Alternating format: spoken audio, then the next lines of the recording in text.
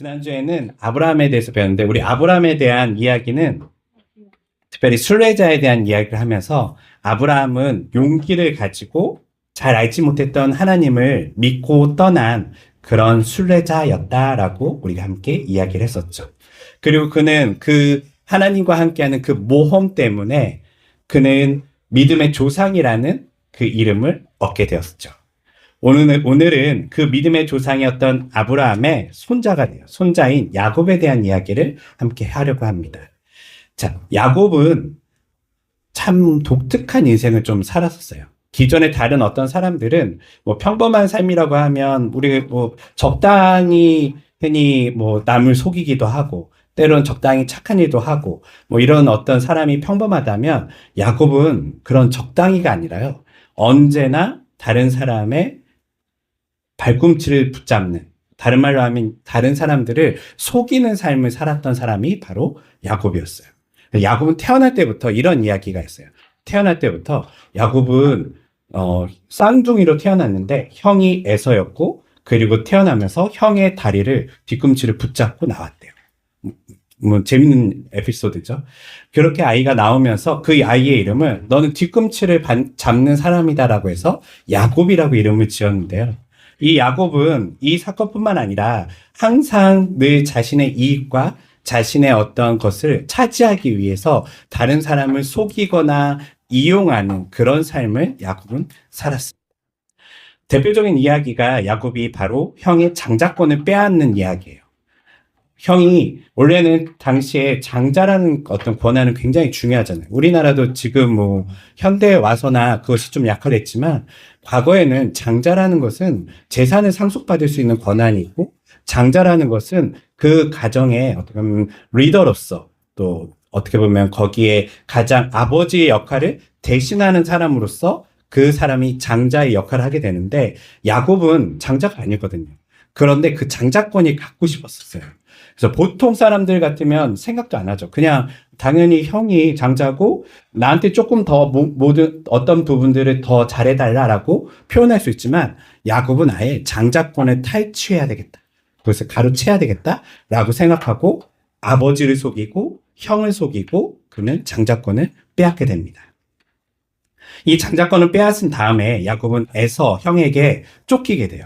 그래서 에서가 야곱을 죽이겠다고 쫓아오니까 야곱은 이제 도망을 가는데 그 도망에 가는 그 여정 속에서 그는 어떻게 보면 순례자의 길을 떠나는 사람이 되게 됩니다. 그가 도망간 곳은 바로 어머니의 오빠가 있었던 삼촌네 집이죠. 외삼촌네 집인 라반의 집에 그는 도망가게 되고요. 또 성경의 이야기를 잘 살펴보면 이 라반의 집 안에서도 야곱은 끊임없이 속여요. 물론 성경에 보니까 이 라반도 대단한 사람이에요. 이 속이는 야곱을 또 속이거든요. 그런 어떤 가정 속에서 속이고 하면서 자신이 얼마나 이익을 잘 가질 수 있는지에 대해서 성경은 이야기하는데 결국 야곱이 자신의 외삼촌이 라반의 가정에 딸들인 그 두 딸을 아내로 삼게 되고요. 뿐만 아니라 거기서 재산을 막 축적해가요. 예, 재산을 축적해가면서 야곱이 결국에는 부자가 되었다라고 성경은 이야기하게 돼요. 그런데 이 부는 누구의 것이었죠, 원래? 원래 외삼촌인 장인어르신 거였어요. 장인어르신의 부를 자신이 사실 무일푼으로 떠난 사람이잖아요. 아무것도 없이 도망가서 거기에 살면서 사실 밥을 먹여주고 잘해주기만 해도 대단한데 그는 거기서 자신의 것을 충분히 챙겨왔고 그리고 거기서 그렇게 살다 보니까 그 장인어르신으로부터 미움을 받을 수밖에 없죠. 하는 것마다 장인어르신의 재산을 계속 뺏어갔거든요. 그래서 결국은 야곱은 그곳에도 정착하지 못하고 또 떠나게 됩니다. 또 떠나서 이제 어디로 가야 될까라고 하다가 이제 내가 다시금 고향으로 돌아가야 되겠다라고 그가 생각하게 돼요. 그런데 고향엔 누가 있죠? 앞서 원수가 되었던 형 에서가 있었어요. 고향으로 가면 저 형 에서가 나를 가만두지 않을 텐데, 나를 죽일지도 모를 텐데 라는 어떤 걱정 속에 야곱은요 또 꾀를 쓰기 시작해요. 어떻게 하면 형의 마음을 돌려볼까라고 생각하면서 먼저는 자신이 벌었던 재산들을 이렇게 조금씩 조금씩 떼서 형한테 보내요. 형이 이것을 받으면 기분이 좋아서 나를 살려주겠지. 그런데 소식을 들어보니까 여전히 군대를 이끌고 군사를 이끌고 형이 야곱에게 다가오고 있다라는 것을 듣게 돼요. 야곱은 또 겁이 났어요. 겁이 나서 이번에는 가족들을 또 나눠서 보내기 시작해요. 내 가족들을 보내면 형이 좀 용서해 줄 수 있겠지. 아니면 가족한테 그 형이 하는 것을 보면서 나한테 어떻게 대할지 내가 좀 간을 봐야 되겠다라는 생각을 가지고 야곱은 그렇게 조금씩 조금씩 자신의 재산과 때로는 가족까지도 이렇게 조금씩 조금씩 형한테 보내는 일들을 하게 됩니다. 근데 오늘 말씀에 읽은 것처럼 이제 그는 모든 것들을 다 약복강 건너편으로 다 보낸 이후에 혼자 강을 건너지 않고 혼자 거기서 남아있어요. 그 남아있는 가운데 갑자기 성경에 보니까 어떤 사람이 등장했대요. 근데 이 어떤 사람은 구체적으로 누군지 얘기를 하지 않아요. 그런데 야곱은 본능적으로 그가 일반적인 사람이 아니라는 것을 느꼈어요. 그리고 성경에 보니까 그와 씨름을 하는데 밤이 새도록 날이 새도록 그가 그 어떤 사람과 씨름을 하는 모습이 성경에 나타나 있죠. 그런데 저는 여기서 이제 궁금증이 좀 생기더라고요. 아니, 왜 다짜고짜 어떤 사람하고 씨름을 했을까요? 이 본문이 잘 사실 이해가 되시나요? 여러분들이라면 지금 두려움에 떨고 있는데 혼자 남았어요. 근데 어떤 모르는 사람이 와요. 그럼 다짜고짜 붙잡고 막 씨름하고 나에게 복을 주십시오 이렇게 얘기한다는 게 잘 이해가 돼요? 그렇죠. 여기 뭔가가 그렇죠. 뭔가가 뜬금없고 뭔가가 생략된 느낌이 있어요. 물론 성경에 이것을 정확하게 써 있진 않지만 이 전반적인 상황을 우리가 좀 생각해 본다면 아마도 이 어떤 사람이 다가와서 야곱한테 어떤 말을 했을 것 같아요. 퀴즈입니다. 어떤 말을 했을까요? 그래서 야곱은 그를 붙잡고 씨름을 했을까요? 도와줄게? 살려줄게? 살려줄게. 그랬더니 야곱이 그를 붙잡고 막 씨름을 했을까요? 조건을 걸었을 것 같아. 뭔가 조건을 묻고 딜을 하지 않았어. 딜을 하려고 어떻게 하면 내가 살 수 있을까? 그럴 수도 있어요. 맞아. 근데 씨름을 한다는 것은 우리가 잘 생각해 보면 뭔가 안 가려고 하거나 넘어뜨려고 하거나 막 이런 모습이잖아요. 저는 이제 이런 상상을 좀 해봤어요. 아마 그 어떤 사람이 야곱한테 걱정하지 말고 건너가라 라고 얘기했을 것 같아요.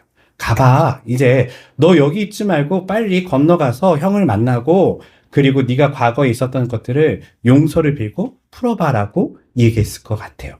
그러니까 이 사람이 뭐라면 이 야곱이 못 갑니다. 나는 못 갑니다. 나는 못 갑니다. 그리고 당신이 나를 지켜주겠다, 보호해주겠다 약속하지 않으면 나는 갈 수 없습니다라고 왠지 이야기하는 그 중간의 모습이 좀 상상이 돼요. 그런 맥락에서 본다면 야곱은 그에게 끝까지 붙잡으면서 내게 복을 주십시오라고 하는 게 갑자기 뜬금없는 복이 아니라 이 복은 나를 지켜준다는 이야기, 나에게 미래가 있다는 이야기를 지금 해주십시오라고 어떤 그에게 강력하게 그를 붙드는 어떤 모습일 수도 있죠. 이렇게 야곱은 그와 씨름을 하는데 성경에서는 그가 바로 하나님이었다라고 얘기를 해요. 물론 하나님이 육신을 입고 그에게 나타났는지 아니면 하나님의 사자를 보내서 그와 씨름을 하게 했는지는 우리는 정확히 몰라요. 하지만 야곱이 뭐라고 하냐면 나는 하나님을 배웠다라고 성경에서 표현하고 있어요. 그렇게 그는 하나님과 씨름을 하는데 문제는 야곱이 끝까지 버티고 안 나요. 이거를요. 안 나니까 하나님께서 그의 엉덩이 뼈를 치셨대요. 네, 엉덩이 뼈라고 하면 이제 이쪽 뭐 이런 데죠. 예, 골반 쪽을 치신 거죠. 골반 쪽을 치시면 어떻게 될까요? 네, 이 허리에 어떤 충격을 먹게 되면 아무런 힘을 질 수 없잖아요. 사실 씨름을 더 이상 할 수가 없어요. 그래서 그는 더 이상 씨름을 할 수 없는데 재밌는 이야기는 뭐냐면 이 하나님께서 이 야곱에게 이런 이야기를 해요. 너가 이겼다. 너가 이겼다. 근데 한번 생각해 보세요. 정말 누가 이겼죠? 이 씨름에서 누가 이긴 거예요? 하나님이 이겼잖아요. 야곱이 지금 엉덩이를 맞아서 힘을 못 쓰고 있어요. 하나님이 이겼는데 이 본문에 보면 너는 사람과도 싸울 뿐만 아니라 하나님과도 싸워서 이겼다라고 얘기하고 있어요. 이 이야기는 무슨 말일까요? 왜 이겼다고 그럴까요? 분명히 이 게임은 공격해서 넘어뜨린 하나님이 이겼거든요. 그런데 왜 야곱에게 너가 이겼다라고 했을까요? 사실 여기 굉장히 많은 것들이 함축되어 있어요. 생략되어 있고요. 여기는 이게 만약에 글자로 쓰여 있어서 그렇지 이게 언어로 만약에 현장에서 표현됐다면 야 너가 이겼어. 네가 이겼다고 하자라고 하는 말과 같아요. 다른 말로 하면 우리말로 하면 야 네 고집 진짜 세다. 너는 부모 하나님과 싸워서 이겼다라는 말은 뭐냐면 너는 부모도 말릴 수 없는 녀석이구나. 뭐 이런 이야기예요. 넌 진짜 고집쟁이구나. 뭐 이런 이야기로 야곱에게 이름을 그래서 너를 이스라엘이라고 해. 다른 말로 하면 고집 센 놈, 뭐 이런 거예요. 너는 진짜 왕고지. 그렇죠. 이 전체 억양을 보면 비꼬는 거예요. 넌 진짜 고집 세구나. 물론 이 고집은 그가 이 고집 때문에 사실은 여기서 인생에 큰 깨달음을 얻게 되는 거예요. 그렇게 그가 고집을 부리다가 결국은 하나님께서 건너가라는 말도 안 듣고 거기서 남아서 끝까지 버티려다가 엉덩이 뼈까지 다치게 되죠. 그가 그 다음에 하나님께서 그곳을 떠난 다음에 그가 뭐라고 하냐면 그곳에 단을 쌓았대요. 단을 쌓고 그곳을 분이엘이라 불렀어요. 분이엘이라는 말은 하나님을 내가 보았으나 죽지 않았다. 이런 말이에요. 단순한 뜻은 하나님의 얼굴이라는 뜻을 가지고 있어요. 하나님을 보면 당시의 사람들은 다 죽었다고 생각했거든요. 우리로 치면 이제 저승사자 얼굴 한번 보면 죽은 거잖아요. 그런 것처럼 하나님을 보면 죽은 거나 다름없는데 그런데 그가 하나님을 보고도 죽지 않았구나라는 말을 하면서 이제 내가 살았구나라고 하는 말을 하고 있어요. 그런데 한번 생각해 보세요. 정말 살았나요? 지금 상황이 바뀌었어요. 야곱은 지금 어떤 두려움이 있었었죠? 네, 형을 만나면 지금 형이 저쪽 강 건너에서 군대를 이끌고 오고 있어요. 지금 형은 군대를 데리고 온다는 건 뭐냐면 야곱을 가만두지 않겠다라는 어떤 모습이잖아요. 그 두려움 속에 야곱은요, 사실은 여전히 죽은 몸이에요. 살아있으나. 그런데 그가 하나님을 만나고 내가 죽지 않았다라고 하는데 재미있는 일이 뭐냐면 이 말을 한 이후에 그는 결국 누굴 만나게 되면 이제 형을 만나게 되죠. 형을 만나는데 엉덩이뼈를 다친 사람은 도망갈 수 있어요, 없어요? 도망 못 가요. 이 하나님께서는 야곱의 고집을 어떻게 꺾으셨냐면요. 더 이상 가지도 못하고 오지도 못하는 사람으로 만들어 놓은 거예요. 이제 그가 말 안 듣니까 야 건너가라고 했는데 안 건너가니까 엉덩이 뼈를 치시면서 그가 이제는 형을 피해 도망갈 수도 없고 형에게 용서를 구할 수밖에 없는 사람으로 인생으로 그를 바꿔놓으셨죠. 그리고 그는 다시 엉덩이 뼈를 절면서 형에게 갑니다. 그리고 형을 딱 만났는데 형이 멀리에서 야곱을 보고 뛰어와요. 왜 뛰어왔을까요? 죽이려고? 반가워서? 그런데 한번 생각해 보세요. 지금 군대 끌고 왔잖아요. 형이요. 형이 군대를 끌고 왔다는 것은 놀래서? 네. 이 현장에서 우리가 생각해 보면 뒤에는 군대가 있고 야곱이 저기서 이렇게 해서 오고 있어요. 절면서 뭔가. 그런데 형이 야곱을 보고 막 뛰어와요. 야곱은 엄청나게 놀랐을 거예요. 난 이제 정말 죽었구나. 그런데 형이 그를 꽉 끌어안고 야곱을 끌어안은 다음에 눈물을 흘립니다. 무슨 일이 일어난 걸까요? 이 상황에서. 자기 불쌍히 보여. 그렇죠. 맞아요. 사실 한번 생각해보세요. 야곱이 맨 처음에 뭘 보냈죠? 돈도 보내고 그 다음에 가족들도 보냈어요. 형의 마음은 풀어지질 않았어요. 네, 그런데 야곱이 저기서 우리로 치면 이제 장애를 입고 절뚝거리면서 형에게 오는 거예요. 그 모습을 보면서 형은 아마 저 녀석 왜 집 나갔으면 잘 살지 왜 또 저러고 있어 라는 어떤 마음이 들었을 수도 있어요. 그래서 야곱을 좀 안타깝게 여긴 것 같아요. 제 야곱이 저렇게 장애가 있는 상태에서 열심히 돈을 벌어서 무일푼으로 나갔는데 돈을 벌어서 나에게 돈도 보냈고 가족들도 보냈구나. 야곱의 마음을 형이 받아주기 시작한 거죠. 용서하는 건 쉽지 않았어요. 하지만 어떻게 보면 장애를 입은 자기의 동생을 보면서 형은 그를 꼭 끌어안고 그를 눈물을 흘리면서 용서를 하는 장면이 성경에 나타나게 됩니다. 오늘날 이 이야기는 우리의 삶 속에 어떤 의미를 가질 수 있을까요? 야곱이란 사람은요, 사실 우리가 생각하는 사람들로 치면 요즘날 똑똑하고 자기 힘으로 살아가는 굉장히 유능한 사람이에요. 네. 무일푼으로 어디 무언가 시작해서 큰 부자가 될 만큼 그는 유능한 사람이라고 말할 수도 있어요. 그런데 그 유능한 사람도요, 여전히 인간 관계, 특별히 형과의 관계에 있어서는요, 아무것도 할 수 없는 연약한 사람이라는 것을 성경에서 또한 이야기하고 있어요. 오늘날 우리가 사는 이 땅에도 우리는 야곱처럼 살아가는 사람들이 많아요. 돈 좋아하고 사람 속이는 것 좋아하고 그리고 자신의 이익과 욕망을 위해 살아가는 사람들이 이 세상에 많이 있죠. 그런데 그 사람들도요, 때로는 자신의 어떤 문제, 특별히 인간관계라든지 갈등의 문제라든지 가족의 문제라든지 이런 것들을 다 안고 살아가고 있어요. 그래서 우리 드라마 보면 많이 보잖아요. 재벌들 보면 다 무슨 문제가 있죠? 가족의 문제가 있어요. 가족끼리 이번에 뭐 주식을 더 사서 누가 회장이 되고 막 이런 어떤 갈등들과 어떤 막장 가족의 이야기가 나오잖아요. 이런 어떤 모습들이 사실은 야곱의 이야기뿐만 아니라 우리의 삶에서도 일어나고 있는 이야기이죠. 또 우리는 좀 다를까요? 정도는 다르죠. 우리도 뭐 그 정도 큰 부자나 우리는 다른 사람 그렇게 속이는 인생을 그렇게 살진 않았지만 우리도 야곱처럼 어느 정도 자기 이익을 챙기는 걸 좋아하고 손해보는 거를 싫어하는 사람들이기도 해요. 그런데 하나님께서 이 야곱을 통해서 그에게 교육하고자 했던 건 무엇이냐면 자신의 힘으로 살아가는 법이 아닌 하나님을 의지하는 법을 알려주고 싶었어요. 다른 말로 하면 그가 이제 도망갈 수도 없게끔 만들면서 그가 하나님께서 나를 지켜주시지 않으면 나는 살 수 없는 존재라는 것을 깨닫고 하나님 붙잡고 놓지 않는 삶, 그 삶을 야곱에게 알려주고 싶었던 것은 아닐까라는 생각을 하게 됩니다. 우리의 삶에서도 우리는 좋은 일이 있을 때는 하나님을 찾지 않아요.